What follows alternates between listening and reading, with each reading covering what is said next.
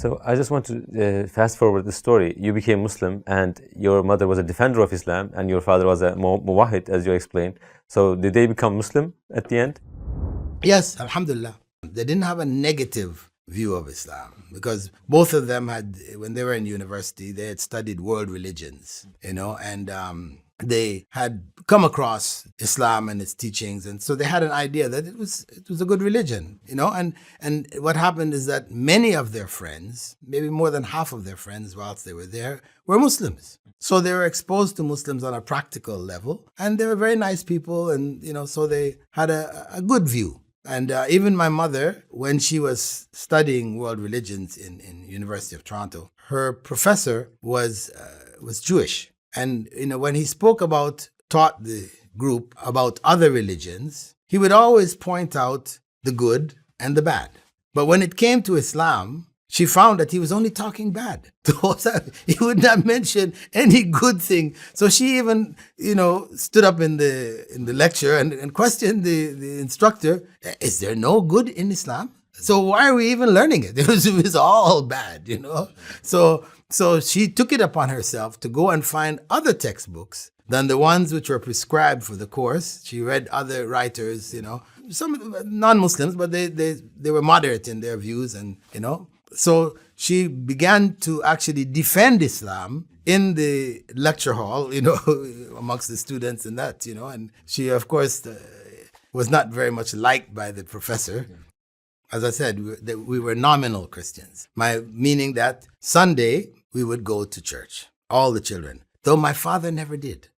It was, as kids, of course, we were not going to question this, Dad doesn't go, but he would send us. He'd make sure you go with your mother. So we always went, but he didn't. Later on, when I accepted Islam and I spoke to him about Islam and my mother, he told me that at that time, that from the time he was 13 years old, when he was studying in school, and in the British schools at that time, they taught logic. When he thought about Christianity, because he was a choir boy in the church, his father was a pastor, when he thought about Jesus being God, he said, this is not logical. It didn't make sense to him. So because of that, from that time onwards, he would always pray to God alone. He didn't pray to Jesus. And now his brothers and sisters, of course, they called him the atheist. So that's how he grew up, and he kept that. That's why he never went to the church,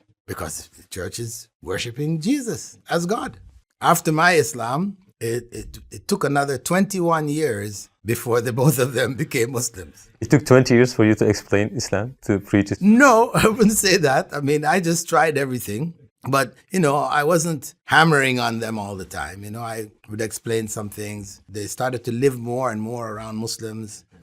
They went to Nigeria and taught in the north, in schools that were schools of Muslims. They went to Yemen. They taught in Yemen also, again, Muslim country. They went to Saudi Arabia. They set up an Islamic school in Riyadh, as technicians, basically putting the school together. So they had a lot of interaction with Muslims, which were generally, 90% positive interactions. And so even when they were with their friends, and the friends would say some negative things about Islam, they would defend it, because they did have enough background knowledge to know what was true and what was false. For them, it was an easy transition. In terms of my father, he basically, this is when he explained to me about when he was 13. I didn't know about it till then, that he was only worshiping Allah, God.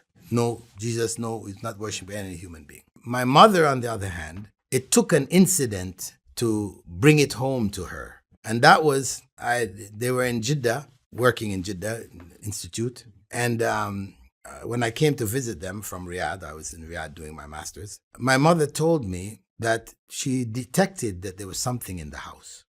She would look, and it seemed like something would just move very quickly. She couldn't make out exactly what it was, And what she had done to try to remove it from the house, believing it was something evil, was she knitted a cross. She knitted a number of them, put one over the doorway entering into the house, one doorway into the bedroom, into the living room. But she said, after doing it, it still was there. So I said, okay, let me read Surah Al-Baqarah. here. This is what we are told in Islam, to read Surah Al-Baqarah to drive out satanic forces from the home. So I sat in the living room and read Surah Al-Baqarah. And then I went back to Riyadh. And then I forgot about it. So when she accepted Islam, she said, when you went and read Quran there, she said, the next day, it was gone. She said, from there, I know there's something right about it, definitely fully right about Islam. So that's what really had the biggest impact on her. And so she accepted Islam the night when I went to visit them in Toronto. And she told me, don't tell your father, let him make his own decision. And the next morning, my dad came and also declared his Islam. So basically, what was your purpose in life before Islam, and what is it after Islam? Before Islam, there was no clear purpose. There were things that should be done, and you try to do them to make the existing life a better life. I mean, in all my readings of Marx and Engels, and I don't remember reading anything which spoke about the purpose of life. It was not there anywhere. As a communist or as an atheist, I mean, you already believe that this is an accident. So if it's an accident, what's the purpose of accidents? Accidents just happen.